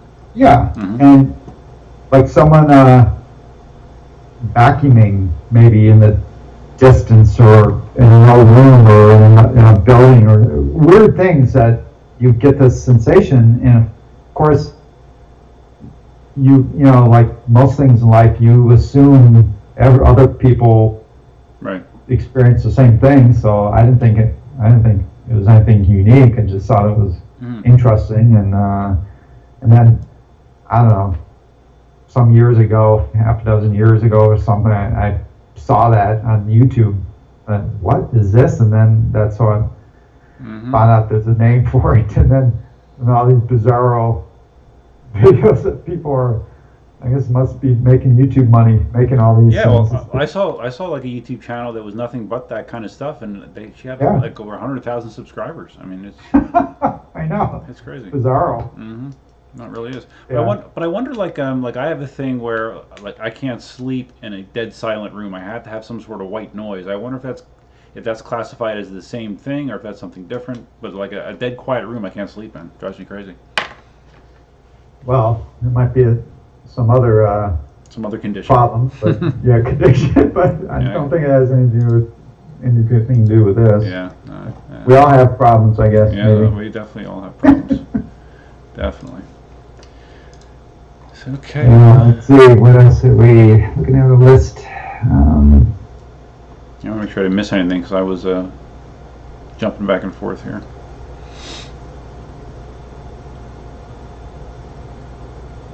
Someone talking about the MSX pads that eWheels is sending, saying that they're too thick. Really? Yeah. Well, they look thick. That's right. They look more along the lines of the older Gotway, pads, like on the Monster and the ACM and M Super, those thick ones. Mm-hmm. Well, Mark said that I guess he's been like just buying like insole material for shoes. He says that works really well. I guess makes sense. Well, the one that Mattia is putting on his looks on the thin side, so yeah, that should be. Mm-hmm. Yep. I'm looking here. I don't know. I think we're pretty caught up, Marty. Who's the best? Jan Beck is asking, who's the best retailer in U.S. for wheels? Well, I don't know of a lot of them anymore. Besides Jason at eWheels, I'm trying to think. In the U.S., you have Nevin from Tech Toys. Right. You have Jason from eWheels, and I don't know who else is there, Marty. I think there's City Wheel. Oh, City Wheel. Yeah. Okay. I think he's New York City. He's like Nevin. I think he's more of a local dealer supplying New York guys. And yeah, I forgot about him. So there's what I call bit players, or obviously much smaller market. I don't think anyone can really compare it to eWheels. I mean, Jason, he's really taking it to the next level. It's really like professional. Mm-hmm. Yeah, I think he has the lion's share of the business in the United States, I would say. I mean, I assume you get eWheels ads, right? Periodically on your in the browser, you mean? Yeah, they pop up all the time. Yeah. Mm-hmm. Yep. they still got to work on that though, because it's like the classic. You buy something, and then for the next week you get ads to that thing that you already bought, right? Yeah, the little cookies on your computer kind of feeds those ads. Somehow they need to capture the fact that you bought the thing, so they don't need to waste their money. Yeah, so you can like hit a button. Yeah. So definitely e-wheels in the United States. Yeah, and as far as overseas, I mean, you have Ian, and I know there's a bunch of other dealers in the EU, but the only prominent one that I know about is Ian. I know there's a Gotway France, right? There's a dealer in France that I guess deals heavily in Gotway, but. In Germany, there's a dealer there. Yeah. I kind of know who it is, but I would never attempt to pronounce it. Mm-hmm. So it begins with an R, I think. And in Canada, is it called Ride the Glide? I've heard that, but yeah, I think he's a dealer in Canada. I've seen some of his videos. And yeah, I remember him doing reviews on certain wheels, so I believe he sells them as well. But I think he started as like an original Segway dealer. But he moved into EUCs and that kind of stuff. Any retail? Is your 18L basically the wheel you're riding? Riding that when I'm riding a wheel, yeah. But like again, if you I know, because you're putting out these all these skateboards. Yeah, well, I did the skateboard ride yesterday, and that was fun. But it's it's a lot different because a skateboard urethane wheel is a solid wheel, so you feel everything. I mean, even smallest pebbles, you're feeling it. But it was fun, and I was surprised that I got that kind of range. I had like half power, probably less than half power, but after 10 miles on a little battery like that, I thought it was really good. And they're always disappoint me, Duff. Though you don't take it to the limit. See, you stopped. And Cindy was going to pick you up, so you should have just kept riding until you ran out of power, and then we would know what that wheel's range is. I'll do that next time. You got to do it again. I'll do it again. It's no problem. Run it down to empty. It's just like when you get a new car, you really should run out of gas because then you really know its limits, right? That's a good point. Yeah. But what I was going to say is, and now you've never ridden an electric skateboard, Marty. No. But I think you would be surprised, and you would have to hold on for your life, but how torquey the motors on those things are. I am sure that it would beat any EUC off the line that's around. I mean, if you go full throttle on that thing, you better tie yourself to the board because it really, really pulls. Really pulls. I can totally believe it. When Jason was out in California last summer with the whole fiasco with the M Super, he tried to get me to, because he sells a lot of other stuff, including a lot of scooter type stuff, right? And or little electric bikes and stuff. And he had one out at that time that was new for him, and he was all excited about it. And I rode that around, and those things are kind of scary. It's like a rocket. It's crazy, yeah. I mean, it's like you just touch it and it pulls you. And so I can imagine this skateboard. I wonder why can't they make those so they're a little more of a soft start, so they don't. Well, they have different modes, but like if you go to the top level on these things, it's just hold on. I mean, you have to be in total brace position and just hold on. If you go full throttle, I don't know that you can stay on. It pulls so hard. Like Meepo is the board that I have, and they actually just came out with mine is it's called a hub motor, and it's a 2-wheel drive one. The back is the drive wheels, but now they just introduced an all-wheel drive one, so the front and the back are motorized, and that thing supposedly pulls even harder, because it's 4-wheel drive, and the acceleration is just insane. 4-wheel drive, yeah. I wonder why they don't. Gotway came out with one. Remember, maybe last year. Yeah, what happened to that thing? But it was pressure sensitive, kind of like you didn't have to have a controller. Right. I wonder why they don't all go that route.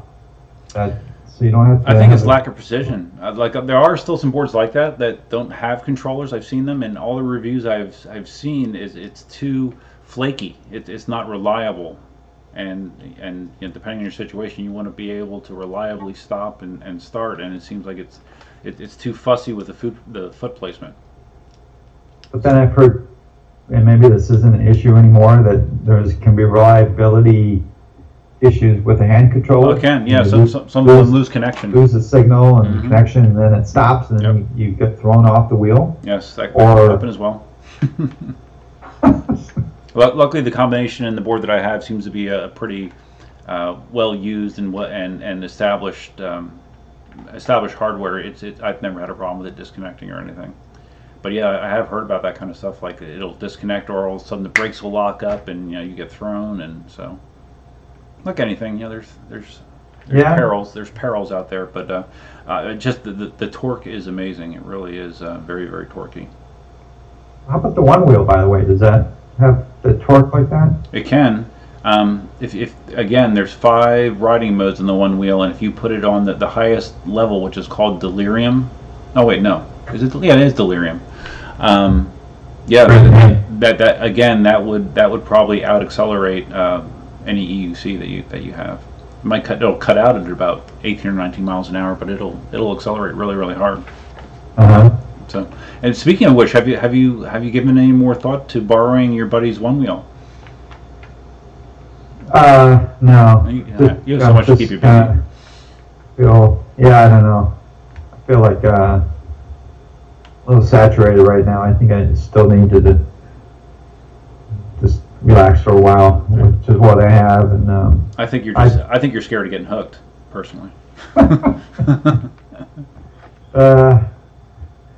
Yeah, I don't know. Yeah, hope someday probably. Yeah, no, you will. No commitments right now. Someday. So, yeah. I'd Scooter Rider asked me, he says, Duff, when reaching for something to ride, why would the Meepo be chosen over an EUC or a one wheel? I would say it's a different riding experience. All 3 of them are different. I've never ridden a snowboard, but I've been told that riding a one wheel is most akin to riding a snowboard. And skateboarding, I had very limited skateboarding experience, so this is something new to me as well. And of course, riding electric unicycles is another. It's a different physical experience. So I think it's just variety, really. And it is fun, and they can go surprisingly fast. I was averaging 16 to 19 on that ride to Dunkin' Donuts yesterday, which is comparable with mid-level EUCs. Yeah, to me it looks like it would just be kind of fun to, particularly for me, where I live, to be able to go around town and stuff. Oh yeah, yeah. If you have the right conditions for it, obviously, off road is not the right condition for it. But well, even so, I mean, they make the boards now that have big pneumatic tires. Oversized air inflated tires that can go off road pretty reliably, actually. I've seen something like on Sean's videos he does in New York, right? Mm-hmm. I've seen some of those. They got these big pneumatic tires. Yeah, they're expensive, but they're pretty robust. Yeah, and they have like huge motors on. I don't know how fast they can go, but they can go very, very fast. As fast as most top end EUCs actually. One of the guys that I was when we went up to Mount Wilson a few weeks ago, did a climb. I still have to put up the video on that, but that was where I tested my Z10 climbing 4,600 feet. But we were talking up at the top. He got to play around with some mountain bikes, which have electric motors. Motor assist. Mountain bikes, and these must have been some high end, because he was telling me they go for like $6,000 to $8,000. Oh my God! Wow. But he said they were like amazing. You could just climb anything with them, and having the 2 wheels, of course. Mountain bikes just alone, they can go where no EUC can go, just because you can handle the crappiest of trail conditions. Right. But then add a electric drive to that system to take you up hills and stuff. It's probably pretty fun, but that'd be boy, great. that's pricey. Yeah, it's real pricey. Hunka was asking Marty if you had any, because I know you've kind of thrown this around, if you had any plans to get something like a Mavic. Yeah. Because of where you live and how scenic it is, and you could really get some good video. I did, but boy, just so much time. It is. To do that. See, if I, and maybe someday I'll get one, so I'm not totally opposed to it, but I think they have to be used in small doses. You'll see a lot of people that'll get a drone, right, and then half the video of them riding will be of the drone. Right, I agree. It's more like here's my drone. Watch my drone fly, right? Yeah, it needs to be like the spice of the video, but not the main part of it. Exactly. Mm-hmm. Just like even potentially just like a 10 or 15 second shot. Mm-hmm. A couple of those maybe, right? And that's it. That's a lot of work for 10 or 15 seconds. Don't spoil it. Mm-hmm. And then in my style of riding, I like to what's that phrase? I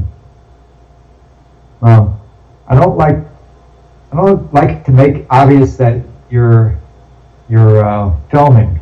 Like people will look up at the drone when they're the drone's filming them, and that spoils the illusion. Or they're watching the controller as they're doing it and all that kind of stuff. Yeah, right. It doesn't look like they're actually just riding. It looks like they're flying a drone while they're riding. Right. Mm-hmm. So if I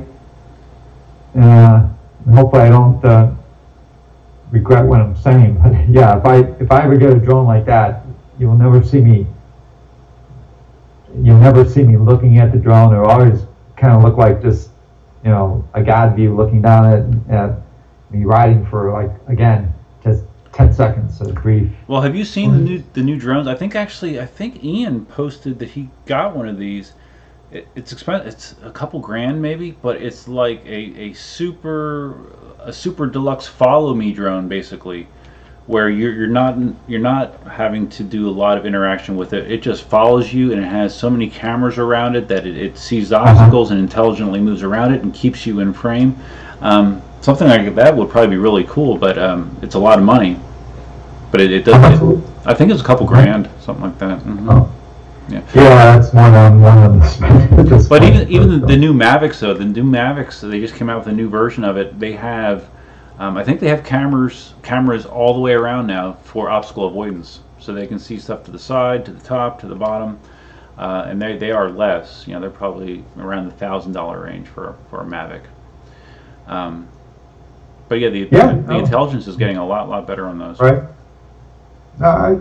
And I have one, and it's like you said. I don't want the video to be all drone footage, and it's a lot of work just to put in 15-30 seconds of video to carry the drone, get it up in the air, and you have to get it all coordinated, get it set up. It's just it's a lot of work. But yeah, I've definitely seen some of your drone footage, but it's been a long time, and I'm even wondering, have you made them where it's showing? I've seen. You've shown videos of your farm, of your house and stuff like that, right? But have you actually filmed you riding on the wheel? We took it out to Ave Maria and the local school and just did the test of the follow me feature. Where you have your phone attached to the controller, showing you the live view, and then you just basically touch what you want it to follow, and it'll draw a box around it, and it figures out what you look like, and then it just will follow you around. So yeah, I have messed with that feature, but not a whole bunch.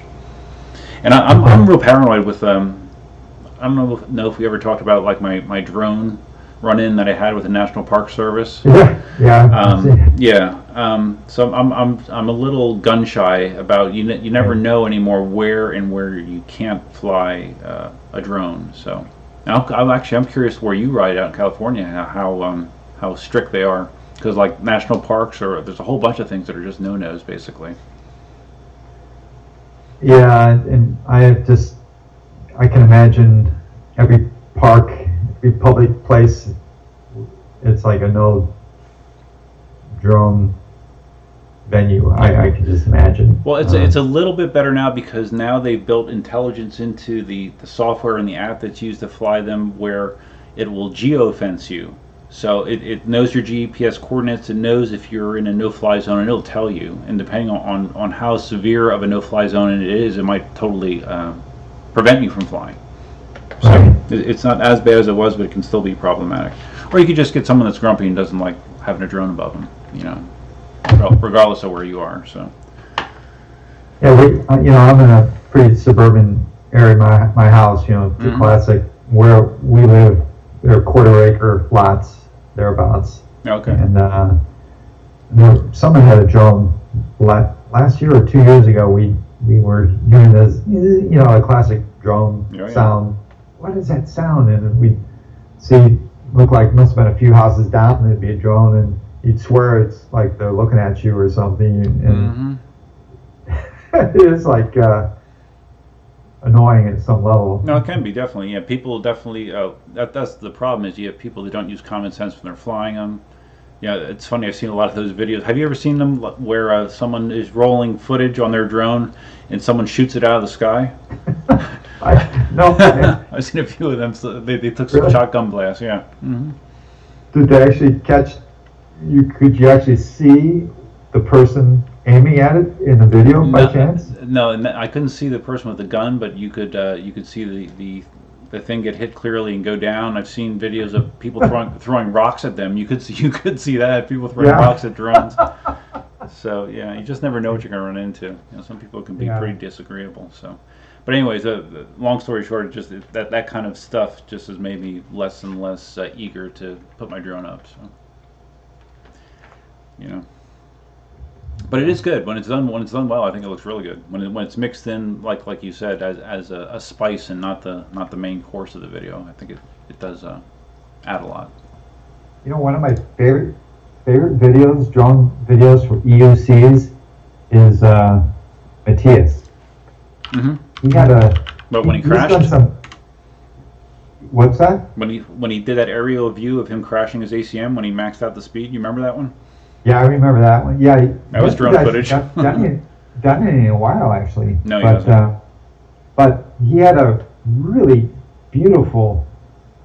I really liked it, and I commented to him about it at the time, and probably 2016 when it was pushed out.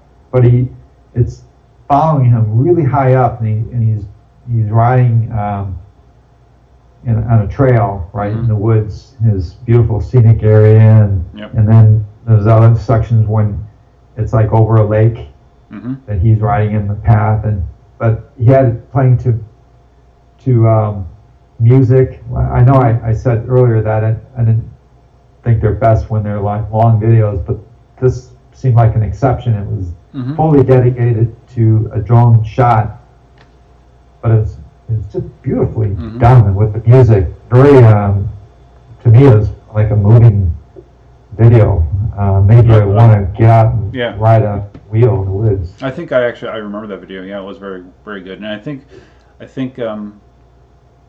when you're doing like shots like that, it helps to like just have cuts in there where you're not showing just one long continuous clip. You put some cuts in there, and that actually gives you some visual diversity. Yeah. But he was really big into doing drone footage, but now I think he's been so consumed with his other stuff that he's doing, all the 3D printing stuff. Oh, one other thing I wanted to mention to you, Marty. Did you see how Matthias ordered and I didn't know this was a thing, a no tilt back MSX board? Really? Yeah. No tilt back. There's a board that you can buy from some seller on Alibaba that evidently the firmware has no tilt back in it, because I guess he said he's noticed above a certain speed that he starts to feel some tilt back, even though he has the alarm set, only the third alarm set at the max level, but he still was feeling some tilt back. And evidently you can buy a no tilt back board on this store. I think he posted it on the electric unicycle guy Facebook group. Let's see if I can find it quick. So you hadn't heard about that? No, but it does bring up a point. I've heard multiple people say that the MSX has this tilt back. Yep. I have never felt it. Now, I don't ride it at 30 miles an hour. Maybe that's a problem. Pretty much my max speed on any wheel is about 25 thereabouts. I just won't go higher. But yeah, people comment it's like a real gentle tilt back. Yeah. And apparently at much higher speeds. It sounds so funny, how people complain about Gotway, that they're not safety conscious. They let you turn off tilt back and everything. Yes. And this is just so funny. Wow, you could buy a board that doesn't even have tilt back. So you can totally kill yourself. If you look on the stream right now, I have this store on there. Okay, $200. $218. Yeah. No tilt back. For them, super. That's interesting. Yeah, it's I don't know, some AliExpress guy. I wonder if that means. I wonder if you still have the option of turning it on the app if you want to. It almost sounds to me like it's not even an option. I can't find it that way. So, yeah, it does exist. It's in the Electric Unicycle Guys Facebook group. He has it listed in there. Okay. Well, that'll feed the Gotway trolls. That you can kill yourself in Gotway if you want to, but you can pay $200 extra to kill yourself. Yeah, you board that has no tilt. That's funny. Yeah. Interesting. Yep. I don't know. I think I'm like you. I'm not into going much faster than 25 thereabouts. No. Yeah, there's. I don't understand the point of it really. The consequences are just so bad at high speeds. Yeah. You just see example after example of people, and it seems like a lot of times the people going high speeds don't bother to put on safety gear, and then that just amplifies the problem. Yeah. Yep. What's funny, I think the fastest maybe I've gone this fast in my Monster, I'm thinking, but very rarely if I have, but in general, the wheel that I've ridden the fastest on is the Z10. I think it's kind of funny. Really? Maybe. Well, I can definitely ride 28 miles an hour on the Z10. Maybe it's just a sense that it's a higher quality. That you don't have to worry about the wheel cutting out on you, particularly if you have a lot of battery left. Because the Z10 has a real nice, pleasant, gentle tilt back. When you're at the max speed, and so I kind of just feel like I'm not endangering myself when I go max speed. And well, unlike the 18L, that's another thing that Ian said that I agreed with was the severity of the tilt back on the 18L, how it ramps up and it's sudden and it's fast. And he experienced the same thing. He was kind of put off by it. He said that was the most severe tilt back that he's ever felt. I wonder why they do these things. The short power button press and the Z10, the severe tilt back and the KingSong wheels. I don't know. Yep. Sad. I just looked the name of that store that sells that board, and they sell all kinds of EUC stuff. It's called Wheel Tech Store on AliExpress. They have all kinds of parts, main boards. They sell all the wheels, all that kind of stuff. I wonder. They must have some affiliation with Gotway. How could they possibly? They must be modifying firmware to take away the tilt back. I don't know. Well, it's weird though because they sell more than just Gotway stuff. So I don't know. I do not know. Someone's complaining about sound quality again. About what? Someone says quality? I'm at a 3 level and you're at a 10 level. It's hopeless. I don't know. Yeah, we'll have to figure this out next week. I'll have to do some more experimentation. But in the meantime, maybe Marty, if you can try to bring your Skype up to the latest and greatest level, just so we're on the same version. Okay, I'll update it tonight. I'm gonna try and find a setting for my mic too, but I'm still basically going to blame you for all the audio problems. Well, yeah, that's fine. I got big shoulders. I'll take the blame. That's no problem. Well, it's coming up about 2 hours. Yep. I think that we might be about talked out, huh? Yeah, I gotta go to work tomorrow. I don't have the day off like I did last time, which was nice. Although I didn't have any work emergencies this time, so that was nice. We're starting a new work schedule. I work for Boeing, and you know, they have many different divisions, but our division is going to a 980 work schedule. You know, What's that? So nine hour days, 4 days a week, and so every other Friday is off. Oh, I would probably like that. Do you like that? I'm warming up to it. It starts tomorrow is my first 9-hour day. Mm-hmm. You know, 10 hours with lunch, right? So, Mm-hmm. but I'm warming up to it. Definitely going to be kind of cool. They have a 3-day weekend every other week, right? What's their thought process behind that? Like just for more employee satisfaction, or? Yeah, I think competition Mm-hmm. that seems to be very perk with a lot of companies around here anyway. Oh. Trying to attract the younger crowd. Yeah. That's interesting. So, like, how I've started to feel more and more like I could retire because of all the stuff that I have to keep me busy. Because, like, a lot of people I talk to say, you know, if I retire, I'll be bored. And I have so many hobbies and stuff, and so much stuff to do around here. I feel like I could retire tomorrow. I would be totally content. I mean, do you feel that way, or? I am retiring at age 62. Okay. Which is 4 years from now. I'm out. I'm hitting the eject button. Oh wow! I thought you were like 56. I didn't realize you were 58. Okay. Yeah. As soon as I can retire, I'm like you. I have so many interests. I have a woodworking channel. Right. Yeah, all your woodworking stuff. Yeah. I love woodworking, computers, the wheels, of course. I don't know. I'm not someone that is ever bored, so Right. I would have zero problems keeping busy when I'm retired. So I can't wait. Yeah, I would love to get out, but I can't see myself even working to 62. But I don't know. I have to figure out a way to make that happen. You can't see yourself. I'd rather retire earlier than 62 if I could. Oh, you like to retire earlier? Yeah, if I could. I want. Well, because I have like a pension to consider, because I have it's technically we're on the state pension system, so to get full retirement benefits you have to have 30 years in, and to do that I would actually have to work till 62. But you can leave earlier, but then you just get a smaller percentage. Yeah.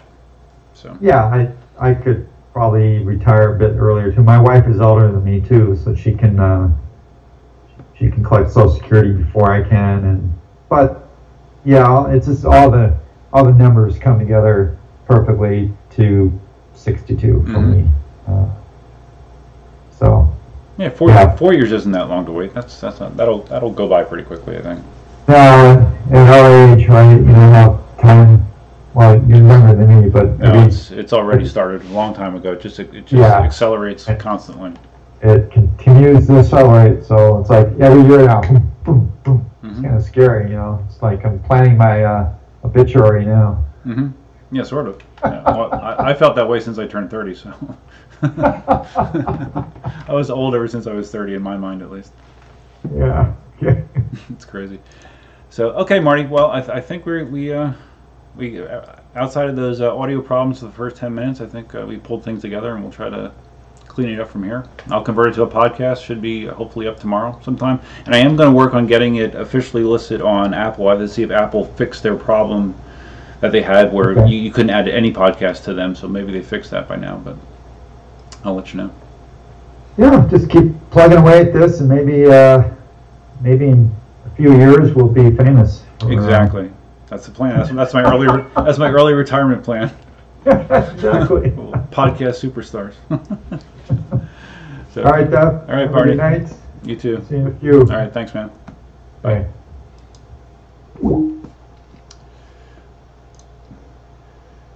Okay, guys. Signing out. Have a good night.